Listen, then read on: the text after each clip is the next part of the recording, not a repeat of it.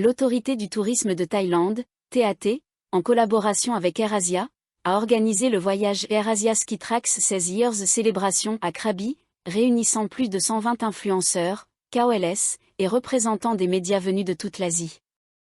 Cette initiative visait à promouvoir le tourisme durant la saison verte, Green Season, et à mettre en avant la sécurité, la durabilité et le potentiel touristique de Krabi. L'un des moments forts de l'événement a été la présentation du nouvel habillage commémoratif de l'avion AirAsia, intitulé Sty Winning, Sty Gold, célébrant la 16e victoire consécutive de la compagnie en tant que meilleure compagnie low-cost au monde, selon Skytrax. L'avion est arrivé à l'aéroport international de Krabi le 19 juin, accueilli officiellement par les autorités locales. Lors de la cérémonie, M. Suvisuriyawong, vice-gouverneur de Krabi, a déclaré: Krabi est honoré d'accueillir des invités venus de toute l'Asie et d'ailleurs. Avec ses paysages à couper le souffle, ses expériences éco-responsables et la chaleur de ses habitants, nous invitons tout le monde à découvrir Krabi, pas seulement une fois, mais toute l'année. Je suis convaincu que vous repartirez avec des souvenirs précieux et que vous inspirerez d'autres personnes à venir. Le séjour, qui s'est déroulé du 19 au 21 juin, a permis aux participants de découvrir les nombreuses facettes du tourisme à Krabi. Un dîner de bienvenue a été organisé au The Beach Krabi, avec des spectacles culturels, des démonstrations de textiles éco-imprimés, des services de bien-être thaïlandais, ainsi qu'une présentation de TAT Connex, une plateforme numérique reliant les influenceurs au contenu touristique thaïlandais pour une promotion mondiale. Madame Parichar Bunkle, directrice exécutive du département marketing de la TAT, a souligné: la Thaïlande est une destination à visiter toute l'année, et la saison verte est idéale pour découvrir sa beauté naturelle et sa culture locale. Krabi incarne notre engagement envers le tourisme durable grâce au projet Krabi Prototype, qui encourage les voyages à faible émission de carbone, les entreprises écologiques et les expériences communautaires comme les balades en mangrove à Ban Tung Yepeng ou les activités marines autour de Khao Phan. La sécurité est également une priorité grâce à l'amélioration des infrastructures et des systèmes d'urgence. En 2023, Krabi a accueilli environ 6,3 millions de visiteurs, générant plus de 90 milliards de bahts de revenus touristiques. Des sites emblématiques comme Maya Bay, les îles Phi Phi ou la plage de Railay figurent régulièrement parmi les destinations les plus renommées au monde. Maya Bay a d'ailleurs été récemment élue plage la plus instagrammable du monde par EPSI, et classée par Lonely Planet et Beach Atlas.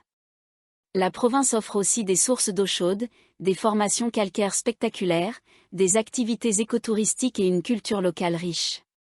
Sa beauté naturelle en a fait un décor prisé par le cinéma international, notamment pour Jurassic World Rebirth. Avec la stratégie Krabi Goes Green, la province s'impose comme un leader de la conservation de l'environnement et du tourisme durable, soutenu par les secteurs publics et privés. Ce voyage s'inscrivait dans le cadre des célébrations liées au 16e titre Skytrax d'AirAsia. Le nouvel habillage de l'avion symbolise la solidité de la marque, la confiance de ses clients et la qualité de son service, avec plus d'1 milliard de passagers transportés depuis 2001. Monsieur Santisuk Kloncheya, PDG de Thai AirAsia, a déclaré que cette reconnaissance reflète l'engagement des équipes d'AirAsia et la fidélité de ses passagers. Il a réaffirmé la volonté de la compagnie d'élargir son réseau régional et d'ouvrir de nouvelles routes à fort potentiel pour répondre aux besoins de voyages en constante évolution. Pour marquer l'occasion, AirAsia a lancé une promotion limitée sur certaines liaisons, ainsi que des réductions supplémentaires sur les bagages et le choix des sièges, valables du 19 juin au 3 juillet 2025, pour des voyages jusqu'au 31 mars 2026 via ses plateformes officielles. L'avocat spécialisé en droits humains Arnon Nampa condamné à 2 ans et 8 mois de prison supplémentaire pour lèse-majesté. L'avocat et militant des droits humains Arnon Nampa a été condamné à 2 ans et 8 mois de prison supplémentaire pour un discours tenu lors d'une manifestation en décembre 2020, jugé comme une atteinte à la monarchie, lèse-majesté. La peine a été prononcée mercredi par le tribunal pénal de Bangkok. Selon Thai Lawyers for Human Rights, TLHR, la peine totale qu'Arnon doit purger atteint désormais 26 ans et 9 mois. Bien que toutes ces condamnations fassent l'objet d'un processus d'appel, de nombreuses demandes de libération sous caution ont été rejetées, indique TLHR. Arnon, originaire de la province de Hue et âgé de 40 ans, reste donc en détention. Dans cette affaire récente, Arnon et une autre prévenue, identifiée uniquement comme Giratita, ont été accusés d'avoir enfreint l'article 112 du Code pénal, la loi sur la lèse-majesté, lors d'un important rassemblement au carrefour de la Frao, à Bangkok, le 2 décembre 2020. Le tribunal a initialement condamné Arnon à 4 ans de prison, mais a réduit la peine à 2 ans et 8 mois en raison de sa coopération lors du procès. Giratita, quant à elle, a reçu une peine avec sursis de 2 ans, réduite d'une peine initiale de 3 ans, car il s'agissait de sa première infraction. Les plaintes à l'origine de cette affaire ont été déposées par 6 membres d'un groupe royaliste, ainsi que par Terayut Suankezorn, un avocat connu pour avoir défendu Suwit Tongpraser, ancien moine activiste également connu sous le nom de Fra Buddhaïsara. Arnon fait encore face à 5 autres procédures judiciaires pour lèse-majesté et d'autres chefs d'accusation liés à son rôle dans le mouvement pour la réforme qui a secoué la Thaïlande en 2020 et 2021. Il est en détention depuis le 26 septembre 2023, en attendant l'issue de ses appels. Selon les données de TLHR au 31 mai 2025, 1975 personnes ont été poursuivies en justice pour des activités politiques ou des prises de position depuis le début des manifestations du mouvement Free Youth en juillet 2020. Parmi elles, au moins 281 sont poursuivis pour lèse-majesté, article 112, et 156 pour sédition, article 116. Un Chinois et 2 Thaïlandaises arrêtés lors d'un coup de filet contre une entreprise chinoise de location de machines lourdes.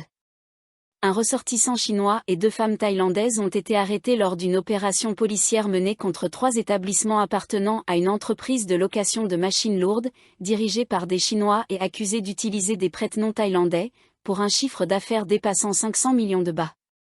Les lieux visés par les perquisitions étaient le siège social à Bangkok, ainsi que 2 succursales à Ayutthaya et Rayong, a déclaré mercredi le général de division Thatphom Jarupra, commandant de la division de répression des crimes économiques, ECD.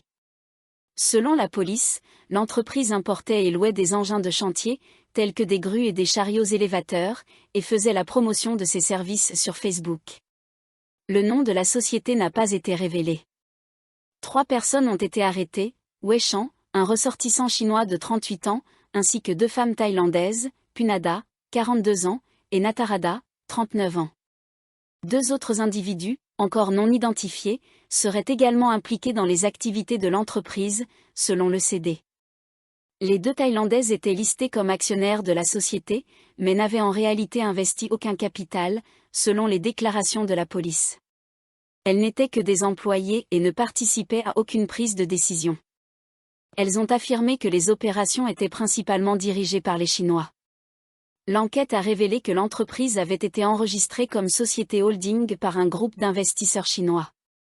L'analyse des transactions financières de la société a montré qu'environ 50 millions de bahts avaient été injectés par des investisseurs étrangers, tandis que les activités commerciales avaient généré plus de 500 millions de bahts. Des documents de location portant sur au moins 250 machines, utilisées en Thaïlande et à l'étranger, ont été découverts lors des perquisitions. Les suspects ont nié les accusations, qui relèvent de la loi sur les entreprises étrangères, Foreign Business Act, selon la police. Des documents clés ont été saisis et l'enquête se poursuit.